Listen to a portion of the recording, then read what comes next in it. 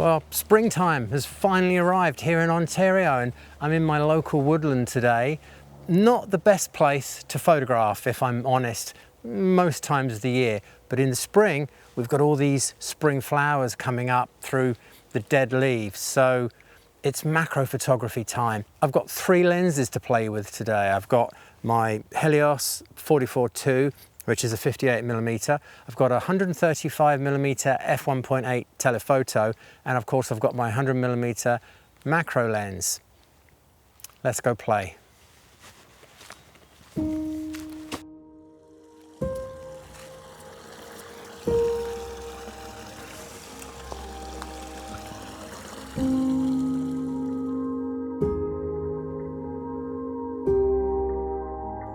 There's a mistake that I see with so many people who are shooting close up and macro. They get so wrapped up in their subject and getting it in focus, they forget about the background, and a bad background can ruin a photo. Here the twigs and leaves make the photo look far too messy, so I removed some of the offending objects, and it was still a little busy. The answer was to simplify the image even more using LED light. I first lit the flowers from the side, like this, and then backlit the flowers for 2 totally different looks. I switched over to my Helios lens because it gives, well, a completely different look to the macro. The vintage Helios gives a softer look, it's less contrasty, and there's just something very organic about it. So I'm just going to zoom in, manually focused here. Just these guys are moving around quite a bit. Let's just see if we can adjust that a fraction. The lighting is very flat. The flowers are obviously white, but they're not really popping. By using this light and putting it pretty close to the flowers and adjusting my exposure for the flowers, I'm going to knock the background right back.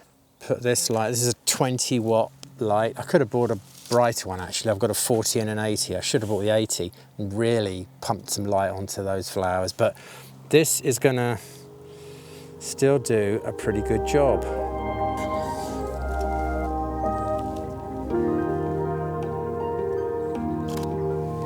So we'll do a bit of backlighting like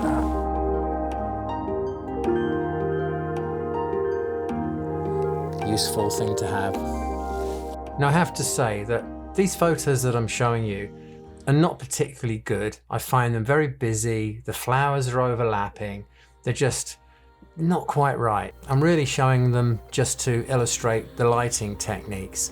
I think we need to find something else.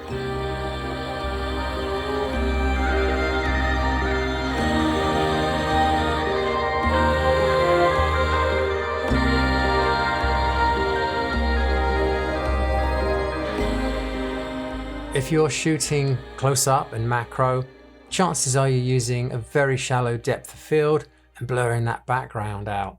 But even so, if you've got a twig or a colourful object in the background, it doesn't matter how much it gets blurred out. It can be distracting. And in my case here, I had very light coloured leaves and they were creating these white or light patches, and it was ruining the photo.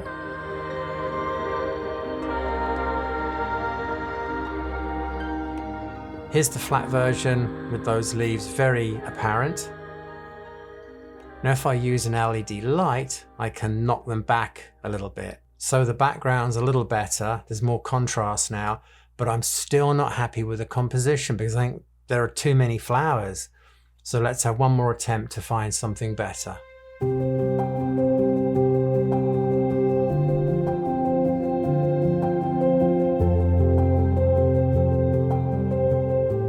I found a nice little cluster of flowers, but those light coloured leaves are once again creating a busy background.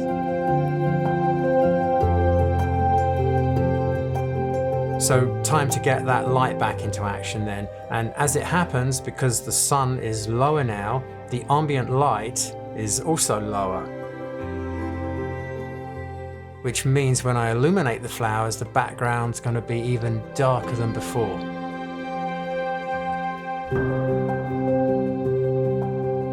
Most people that light their subject like this usually take a little light panel or one of those little pen light things on a tube, very, very small lights, and they don't have a lot of power.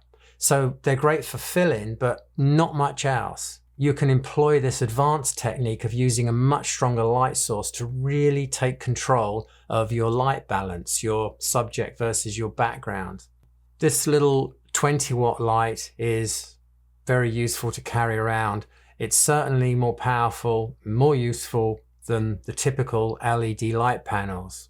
But for really extreme results, then your best bet is to use a high-powered flash and a little transmitter. So you attach your transmitter to the camera, and then you've got a handheld light source, very strong light source. You can actually put it on a tripod or a little stand or something. And these are mostly rechargeable these days, which is really, really useful. They last for hours. They've got very easy to use digital interfaces. It's a great thing to have. I'm actually going to do a quick demo right here showing you these two light sources. I was going to do it in the woodland, but truth is we've got a bit of a tick epidemic at the moment. The little buggers are everywhere, and I just wasn't comfortable spending so much time with all my gear laying around the forest floor. So I figured we'd do it here. It's a more controlled environment as well, so you'll get a better idea. I created a flat light scenario that's typical of shooting something in a forest. The subject and the background blend together a little bit, and the image is lifeless. When I use my 20-watt light, I can make the subject pop. I can create a little bit of separation by adjusting my exposure for the brightly lit subject, and then the background will darken. So I'm creating more of a contrast overall. Now, if I use a powerful off-camera flash at full power and do exactly the same thing, take the light reading off of the subject when it's being illuminated, I get this result. Looking at the three together, you can see how using your own light source gives you complete creative control when doing macro and close-up photography. How much light you use is a creative decision, and you're in control of that creative decision. Do you want to use a little bit of light and still show context, show the background, but just create more separation? Or do you want to go to extremes and make the photo all about the subject and make the background virtually dark, make it a beauty shot of that subject? You're in control. Well, that was fun, and I hope you found it useful. If there are any other topics that you think I should cover, things I should talk about on this channel, do drop a note in the comments below, and I'll see if I can sort something out for you. In the meantime, why not subscribe and make sure to like this video. It helps the algorithm to put this little channel out to more people. If you think it should go out to more people, you might not.